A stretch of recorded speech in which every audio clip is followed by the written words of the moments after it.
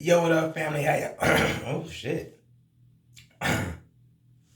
Yo, what up, family? How y'all doing? Yes, here we go. It's me, Mike. We about to get up into a little Real Housewives of Atlanta. I guess you can call me Mike Bouffants tonight, okay? Cause that's what I got. I got me a little bouffant cap on and stuff like that right there. I give y'all a little sneak peek of what's up under here. I did these and stuff last night. You know, Bay did the back and all that good stuff.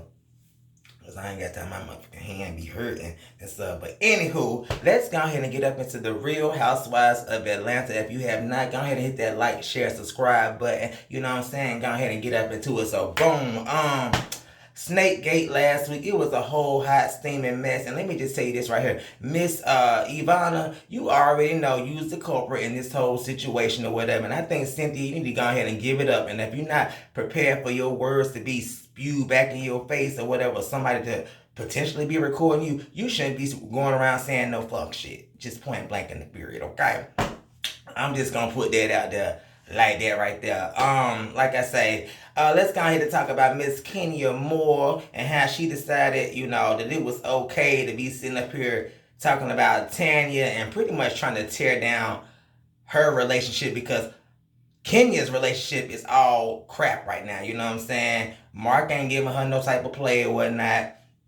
She just on a mission to pretty much seek and destroy because she's miserable at this point in time. She finally got what she wants, the baby and the family or whatever, but things just ain't panning out the way she wants. So she feels like that it's okay to go ahead and then throw Tanya up under the bus and, you know, reveal some stuff that could potentially draw a rift into her relationship. But I did watch Tanya on the Watch What Happens Live with Andy, and she was like, no, all that's fake and, you know, all of it just a made up ass fabricated story, which is what we know Kenya to do or whatnot. Okay. But anywho, let's get on this week's episode. Okay. Let's go start with the beginning. They're talking about Eva. Eva, she was, you know, with her husband Mike, and they were sitting there trying to get, you know, discussing the whole name change of Marley and stuff. And I think it's just a really, you know, beautiful thing that Mike accepted Marley as his own, especially when she was with that batshit crazy Kevin McCall. Girl, I'm glad you got up out that situation because I already know, honey. He cute. You know what I'm saying? I love me some chocolate and stuff like that right there. But that mother was batshit crazy, you know. I mean, that's just point blank in the period. I love how Eva named Candy KMZ because you know what, Candy, use the bone carrier this season, okay? You actually been the bone carrier. You been the instigator that keep all this shit going, okay? That's what you do or whatever, and it is what it is. Hey, more power to you. That's how you stand up on the show besides you being married and keep having the babies. But, you know, that's your storyline. You taking Sheree's old role, okay? And I don't know how long that's going to work out for you for you start bumping heads with people. I don't know. I just don't know. But I love how she called her Salt Bay. Because, you know, you've been throwing some wrinkles and some stuff. But same thing with Cynthia. Eva, you shouldn't be saying stuff that your ass can't remember, okay? I'm gonna need for you to be remembering stuff that you said, especially when this stuff is on tape. Because you was sitting there talking pure tea trash about Portia just a little bit, but you trying to act like you know, you don't know. You sitting up there, you know, backpedaling, pussy twerking, and that just ain't it for the peoples, okay? So let's boom move right along, okay? Candy, no, Tanya and Kenya. Okay, or Tanya and Kenya. Now I already touched base on this and all this, but let me tell you this right here. When Tanya had that wig in a bag, okay.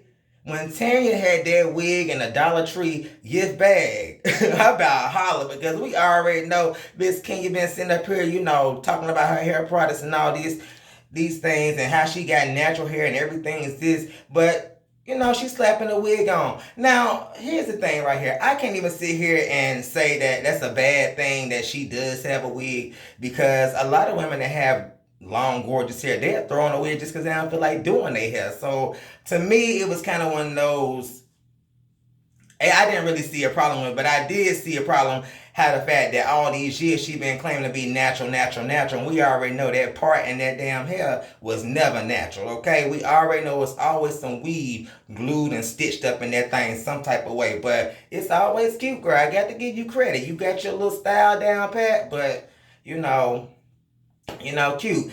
Tanya, I want to say this right here. When you come up for Kenya, you need to understand that you're going to be constantly in a battle because she's one of them people that just don't let up. And you would think that she would be tired because she half a century years old of starting mess and drama, but that is her shit on the show or whatever. That's her old mo. So Tanya, I'm just, interested to see how, you're going to be ended up being attacked, or being shaded or read by Miss Kenya Moore because she going to keep her foot on your neck. Okay, so boom, let's move right along. Okay.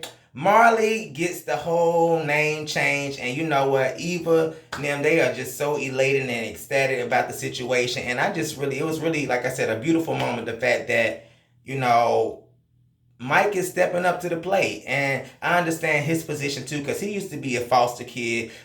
So he understands what it is to have unconditional love or lack thereof, and so he just wanted to be that person to be a father figure and a good example for Marley as she's going through her matriculation through life. So I just got to give them props. Eve, I'm glad you pulled yourself up out of that situation because it takes a strong woman to overcome domestic violence and things.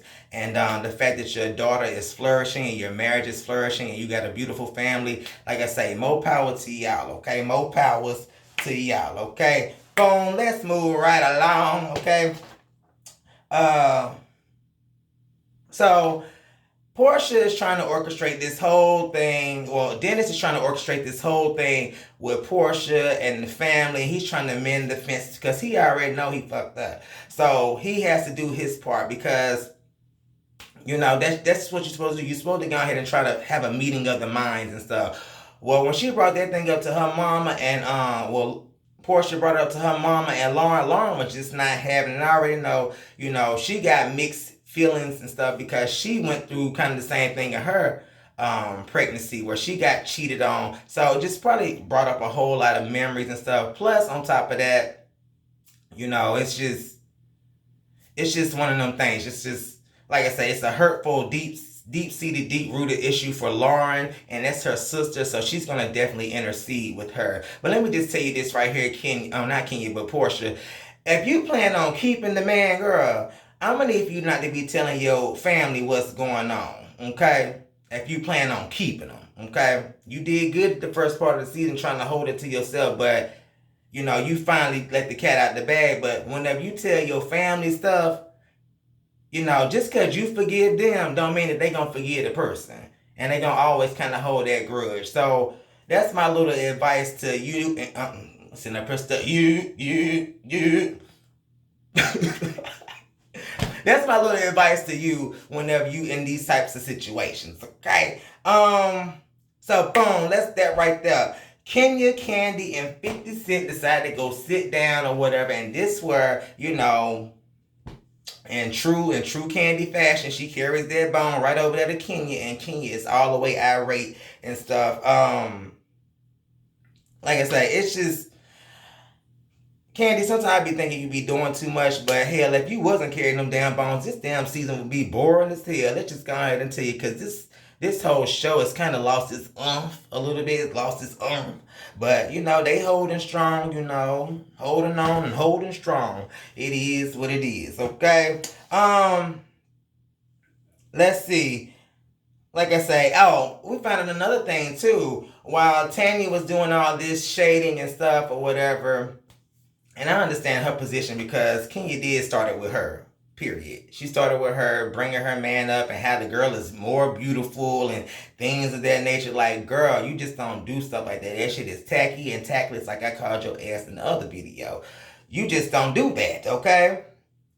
But, I didn't know that they had private conversations about Tanya's fertility problems and stuff. We already know Kenya's had those problems. So that's kind of the reason why Kenya is hurt with the situation, because she's like, girl, we done sat here and chopped it up on the phone. I done gave you some good advice. We done sat here and had kikied and had a little drink of wine or something like that. And you want to sit up here and be trying to throw me under the bus? Girl, bye. I got your number. I got it all the way in for you. So, like I say, we're going to be, keeping our eye out on this little beat, because I already see that it's going to, it's going to carry on. It's going to probably be the drama for the rest of the season, or the good reads for the season. But we already know Kenya, she can read, she can shade, but she's definitely one to be up for the reading and the shade her damn self, okay? Because she ain't all the way put together, and neither is her damn marriage. Hence the reason why they talk about in the next half of the season is supposed to be some type of divorce. So I haven't been looking at the blogs here lately, people. So I haven't even been reporting on any type of the news just because I've been so engulfed in school. But hey, we gonna see what happens with this. We gonna see what happens with this. So, boom, that's right there. So, Portia and Dennis finally sit down with both mamas and the sister Lauren and baby PJ. And so this whole meeting, to me, it was a very good way that Dennis had set up everything, and also I think that the communication and the minds were there, so everybody was kind of open. Even though Lauren was closed off at the beginning, I think as he started to explain his viewpoint and stuff, she became open and more accepting to what's going on. And let me say this right here: a lot of times when guys mess up or whatnot, and they do that, a lot of times they will not mess up again.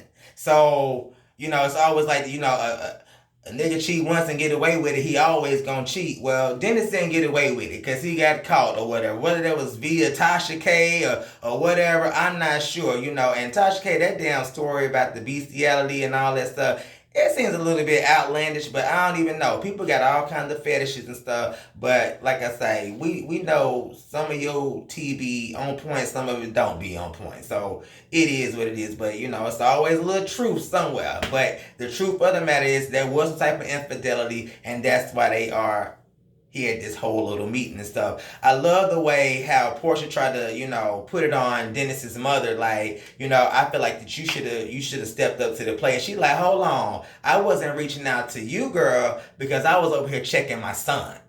And that's why I really fell in love with her. I already did because I liked her from the jump, just because she's very straightforward and direct. But when she was like, girl, I was fussing at him every day and telling him he needs to rectify this situation. That's what you're supposed to do as a mother. And I already had respect for her, but I gained so much more the fact that she was checking her son and not just, jumping on his side and things of that nature. Like, no, you did her wrong. Y'all was supposed to be starting a family together. Y'all had a family and all that, or was in the process of building it because the baby was still in the oven.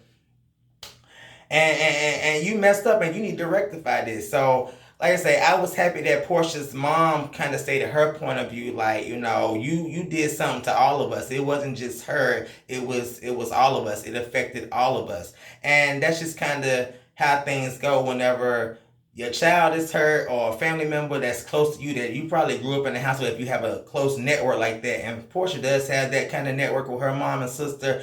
You're gonna feel those emotions that your sister or your child is giving off, because it's gonna, you saw them at their most happiest moment, and then you're seeing them at their most rock bottom moment. And so for that, you have to be there as family to pick up the pieces. And so, like I say, Dennis, you did great.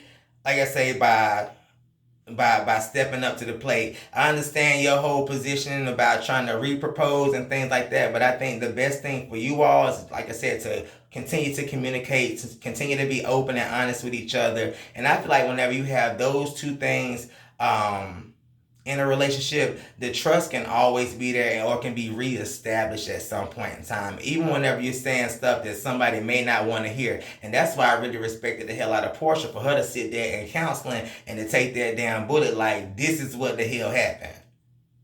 So I really gained a whole lot of respect in that aspect, because I'm one of them type of people. I'm like, child, I want to know what's going on. Then I can make a decision on what I want to do.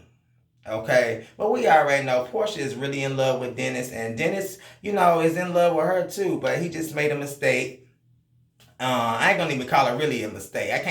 Because he made a choice to do what he had to do, and which turned out to be a mistake, because it put his family in jeopardy. So that's why I've been calling it that. Like I say, and I think that he did a pretty good job. Like I say, y'all just got to continue to have a meeting of the minds, and everybody in the family need to, if y'all forgave him in this episode, don't be bringing up old shit or whatever, because sometimes that type of stuff happens or whatever. People like the whole, hidden grudges, and you just can't be having that going on whenever you're trying to mend and you trying to heal and things. So, y'all let me know what y'all think. That was my little spin on the whole little, Real Housewives of Atlanta episode that was going on. Tanya, watch out, girl, cause like I say, yeah, watch all the way out. And Portia, on that Watch What Happens Live episode, you act like you was kind of trying to tiptoe around the fact of what was going on with Dennis, but I understand that position as well. You like, that's my family shit, and you already know messy ass Andy gonna be trying to dig all up in the tea so he can have boost his little ratings and stuff. Girl, you did the right thing by kind of keeping your mouth shut, because if y'all handle that thing. Like I said earlier, keep your business in-house, okay? Because when you start telling family and things like that, they get all up in your tea, and then you got a whole bunch of opinions coming and different feelings, and like I said, it's one of them things. Y'all let me know what y'all think. Just know that I love you all. Yes, this is Mike Boo Fines, okay? I hit you all with the little fucking Real Housewives of Atlanta review, and I will talk to you all later in the next video. Alright, bye.